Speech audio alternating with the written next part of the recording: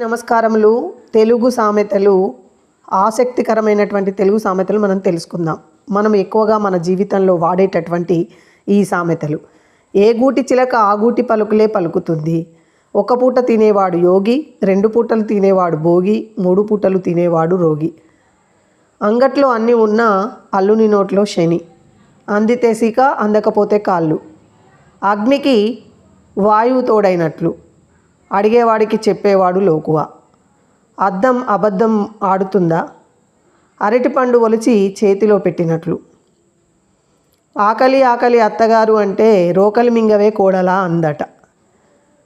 పిండి కొద్ది రొట్టె, పుండు మీద కారం జల్లినట్లు. పువ్వు పుట్టగానే పరిమళిస్తుంది, పేనంలోంచి పొయ్యిలో పడ్డట్టు. ఈ విధంగా మన తెలుగు సామెతలు మనకు బాగా దగ్గరగా ఉంటాయి. మీకు నిజం అనిపిస్తే తప్పకుండా లైక్ చేయండి, కామెంట్ చేయండి, సబ్స్క్రైబ్